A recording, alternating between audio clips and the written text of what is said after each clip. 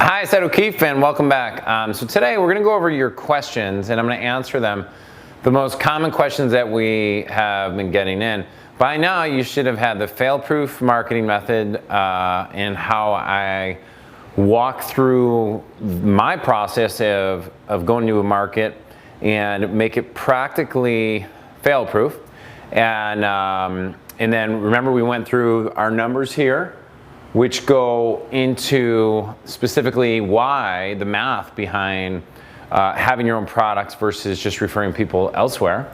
And let's see what else we went. I mean, we've done so many exciting things. So hopefully you're enjoying it. If you are currently in business, which I'm hoping that you are, you're actually taking action on some of this advice and some of these free tips and doing some cool things with them. So as you know, we have the intensive coming up. So I want to answer some questions that are coming in and hopefully make your decision to either attend any intensive that I run or to not, so that you feel good about it either way, whether it's something that's like this is the right timing for you or it's not.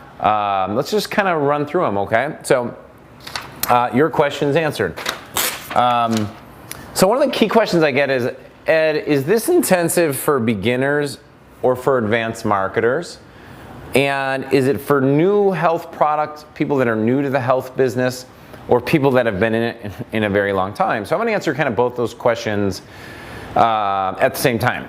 And the reality is that it's for both. And you might be thinking, well, Ed, how are you going to design a system and an intensive so that both people at both spectrums and all spectrums can actually succeed? So I thought through that, and one of the key ways that we're going to do it is all the elementary, basic, fundamental principles on like manufacturing, finding a formulation, finding a good vendor, merchanting, and some of the basics of that are going to be set up before everyone attends. And I'll shoot a couple videos walking you through exactly my opinions on why we use this vendor, why we use this merchant account, why we use this manufacturer for this one for private labeling, this one, excuse me, for wholesaling, so whatever. So for any of you that have been in it longer, so you already know that process, we're not going to spend time on that. We may spend a few minutes answering distinctions or helping people with the thought process on, hey, here's why you may have formulated versus somebody else and what those pros and cons are. Now, I will tell you, there's advantages to it that definitely work, say, in direct mail, or it's more important in certain mediums than it is in others. And we'll go into some of that, but that's when we start talking about more of our marketing strategy and how to position yourself, your product, and stuff like that. Yeah, so I'll answer all those questions in my preset videos. And if you're an advanced pro, you already have your product line, that video is probably something you don't have to watch or do. You can skip over that and it saves you time, but it helps people that have not known that. It preps them so that when we hit this intensive, the ground floor has been set and I can dive into the reverse engineering process and start looking at what's working now in the marketing systems and money-making systems of the health product and online health supplement businesses. We will be looking, by the way, at health information businesses as well, because I'm going to show you the different ways of looking at, hey, if you got a supplement business right here, what are the best, highest converting health info businesses out there right now? Because if you can make a health info business convert better and stick supplements on the back end of them, you have an advantage. 99% of the health information guys don't. So nothing's going to be not covered if it comes through my brain or if I feel it's something that is going to be working for the pros and the beginners. Now, one quick little analogy I'll give you. We just put a sport court in my backyard. And as you know, I have 7 kids. And when the bill came for the sport court, my wife and I kind of like, we did gasp a little bit because when you start looking at that investment, you're like, oh my gosh. And notice I use the word investment. We had to knock down a garage. Next thing you know, we had cement, and then, whatever, it all added up. And so the reason I share this with you is because someone had asked me the question today was, you know, like, I'm not sure if I'm ready yet, or cash flow's tight. And I thought to myself that, you know, there's never the right time to get a sport court. There's just never a right time, right? And so, and when you look at the bill, what we got, the invoice we got today, it was pretty big for I mean, it's a really big sport court and whatever, and there was a lot involved. But I thought to myself, you know what? There's no way you can go on the sport court today and have 1 day or 2 days or 3 days and repay that and really recover your investment, right? But I was thinking of it as it's a ground floor fundamental opportunity for my children and neighbors and friends of friends. So for the next 18 to 20 years, they will have that to go out and do their thing, right? And so someone had asked me a question like, well, what's the difference? Because I don't know if you knew, I played volleyball in college, coached for many, many years. And so one of the key things that you have to realize is the same exact techniques that I'm teaching my 10-year-old daughter in something like volleyball is exactly the same fundamentals and techniques they're teaching at the professional and Olympic level athletes. The difference is the distinctions. And so when you're in the room, there's fundamentals that got to be covered because we all have to be on the same page. But what's happening that's unique is those distinctions. If you've already been a pro, if you've already been in this game, if you've already been doing this thing, those things are now going to make even greater impacts. So it's not about, was 80% of it brand new to me? Well, for the newbie, it's going to be. But the distinctions that we're going to cover is what separates good marketers or people who make it and those who don't to the world-class pro-level marketers. And so we are going to the world-class pro level. That is the focus and that is the intention. And so whether or not you're new, a beginner, or you're advanced, you are going to get that. Along these lines, Ryan Lee, a really good friend of mine and very popular internet marketer who had said to me, he goes, wow, you know, for that investment point, the price point to be in the intensive, you're really going to be screening out a lot of people. And I said to him that, yeah, it's by design, that whether we have 5 people in the room or 25, the people in the room who can understand and wrap their head around investing in themselves and putting towards that this is just groundwork that's going to, you know, lay a groundwork for a long time. The reason I share that with you is because most of the people who are contacting me to say, Ed, I want in, or the applications we're getting in, or some of the questions we've been getting, they're from real players, people that are running 7-figure, 8-figure businesses and are doing amazing things, or they ran a high 6-figure, 7-figure business somewhere else, and they want to be in this room because they understand the concept of I can't get to the next level unless I'm around smarter people than myself in other ways, you know? So it's gonna be fun. So yeah, so either way, I think I answered that question. Now let's zip down to the next one here. Gotta rip something. What if I don't have my niche or product yet? Now, you may be someone who's already super successful in health supplement marketing and you're trying to figure out your niche online or trying to figure it out. Now, here's the thing. A big process that I'll be going over multiple times is the concept of reverse engineering mediums. And so I'll get really quick. You know, I talked to someone today who is brand new to marketing online, and I had said, you know, where I would focus, I would go learn Facebook, Pinterest, and Amazon, because the context made sense, right? And so the funny thing is that, you know, you can look at markets or mediums, or you can look at subcultures, right? And all of those things are going to be discussed and explored. And here's the coolest thing. So we have a probiotic. We have a really successful probiotic we've been selling for over 1.5 years. And so the old school Ed, the person that was coming from a scarcity mentality would be like, you know, I can't tell anybody that I got a probiotic offer because they might go rip me off. The fact of the matter is that there are definitely people out there who are going to try and copycat you, okay? Not a problem. Don't sweat that stuff. But what I want you to open your mind to is that there's a probiotic that you could take my probiotic, you could take my copy, my everything. By the way, I'm not giving you permission to go out and do that. I may give permission to some people in the room with me, but you can go do that, and you can go to a medium that we are not anywhere at and target a demographic that we're not targeting. And the fact of the matter is, you can go like on, say like YouTube, and say you have a testosterone offer, or you're doing stuff for men and you target men 35 to 55. Well, we are not there. We are not on YouTube. There's an abundance of millions and millions of visitors every single day on YouTube that are looking for that product, or that would be great candidates, right? So you could be someone who's in, say, the martial arts market, or the Pilates market, or the paleo market. In all those subsectors, like, you know, the thought process that there's a limited, finite resources is so far from the truth. There are billions of people coming online, and you are going to be able to find a niche. You're going to find several niches. And what I would recommend for a lot of us is you find some pockets of markets that are really, really, really deep, but they also have like a unique angle to them.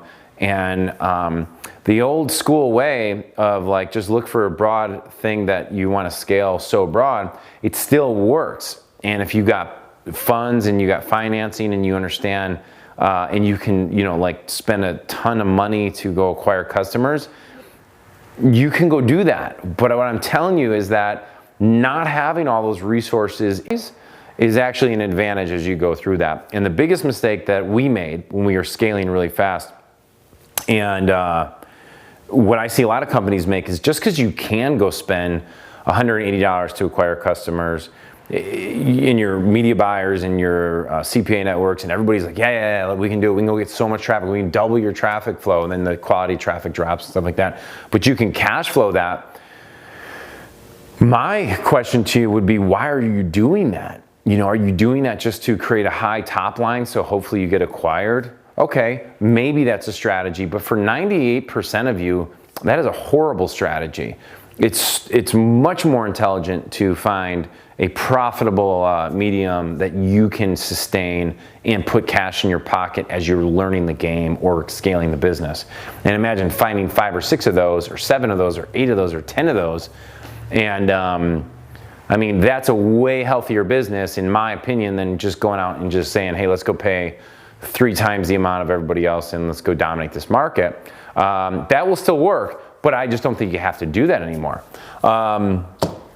So hooks in markets. Oh, the one other thing I was going to say is, like, so for example, we have, like with Marine D3 alone, I have copy for 8 different hooks for the same exact product, because the research shows it has energy benefits, it has skin benefits, it has, you know, antioxidant benefits. There's so many different ways you can thin slice one offer in one product that I never want you to come here or think about this business as a business that you have to be so nervous about ideas, because there's a million of them.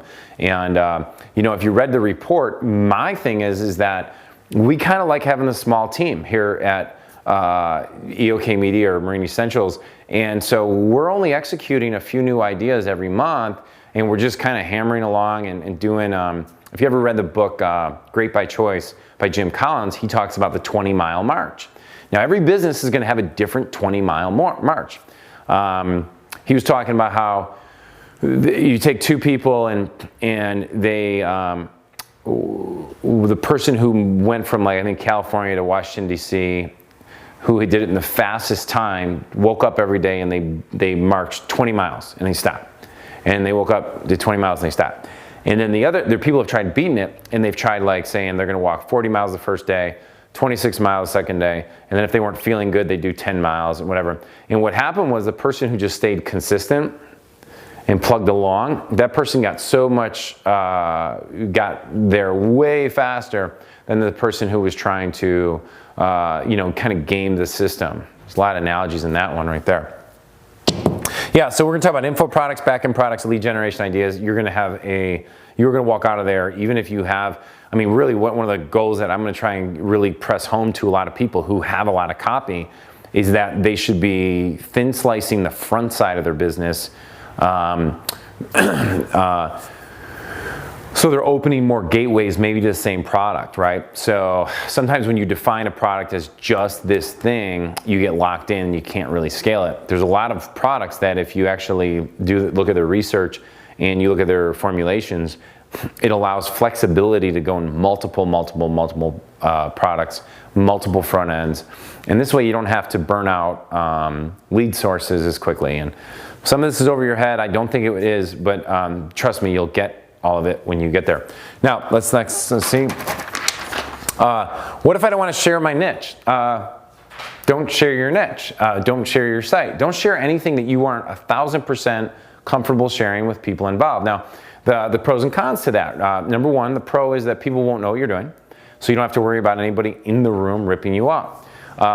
Number two is this intensive is designed for you not to have to share that, but for me to give. Our goal is to give and give. That's why you're investing in it, okay? If and when we ever do a mastermind around that, then we would want people in the room who want to share. But processes, concepts, tests, a lot of those things, most of those things, 99% of those things are contextual and don't necessarily need you to be divulging information that makes you feel uncomfortable. Now, here's the second thing on that. The people who are more open about what they're doing will probably find more strategic relationships. That's another thing, but it's not necessary. You will be able to share with me whatever you feel comfortable with, and I will not make it long in this business if I make it a habit of taking somebody's stuff over here and then running over there and sharing it if they don't want that. There's a lot of really good consultants that have been around for 20, 30, 40, 50 years that really respect the integrity of their client. And so depending on what your goals and your wishes are, you'll never have to worry about that, never. Okay, so can I get live stream of the video? Unfortunately, no. This is designed specifically for an intensive, which means there's stuff I'm going to be sharing there that I do not want let out of the room. And I'm gonna work my butt off beforehand to bring to you research and data that there's no way, I promise you, nobody will ever do this type of work prior to an intensive to lay you up with like, holy crud, I can't believe he actually does all this stuff. And if you saw the one like the fail-proof reverse engineering system, imagine me doing that to 7 or 10 companies and then giving you that. It's just not, it's not found anywhere. No one will do that. But my vision and my game plan is to become the #1 sought after consultant and advisor for this for this health business.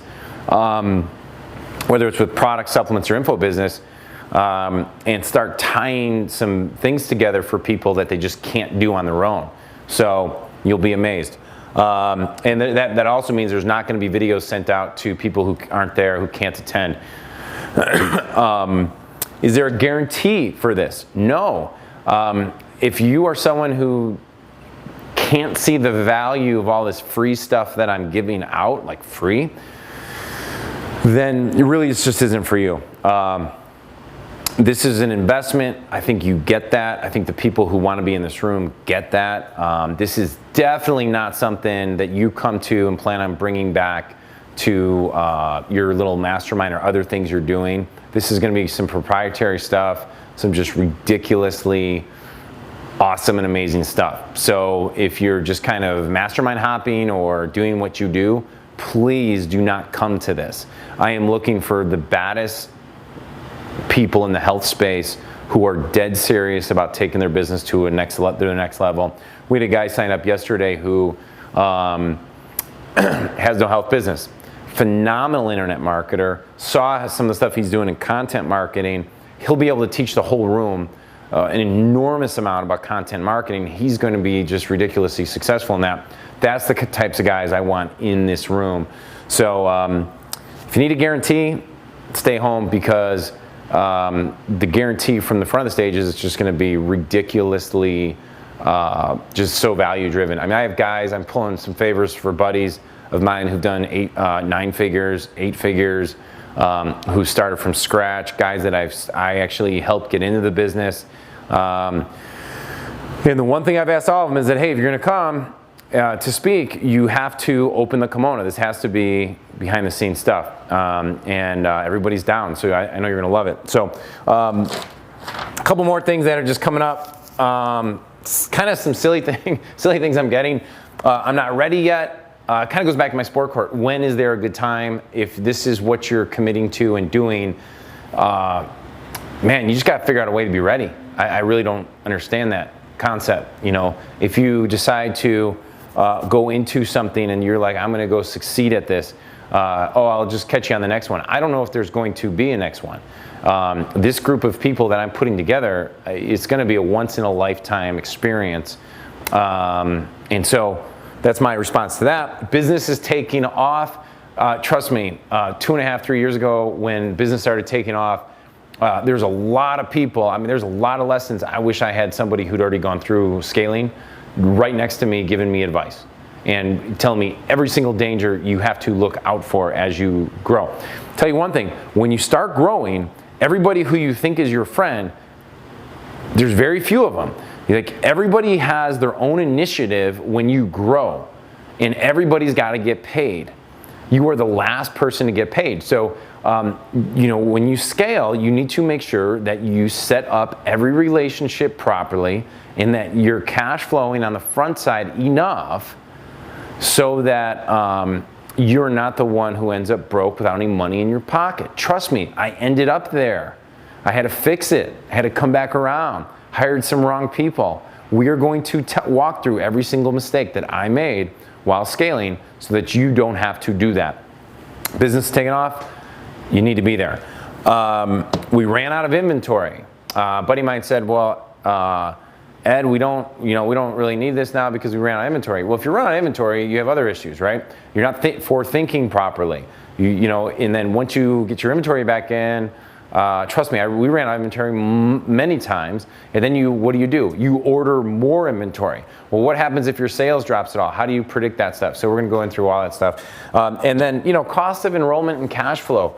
There hasn't been a lot of that because I think I've done a good job of just pre-setting up, like, this is an investment into the rest of your life. Like, you know, you invest into this program.